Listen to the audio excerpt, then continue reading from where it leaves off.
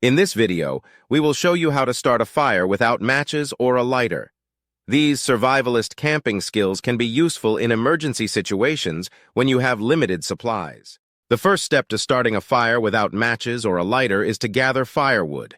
Look for dry and dead branches, twigs, and leaves. Once you have gathered enough firewood, it's time to make a tinder bundle.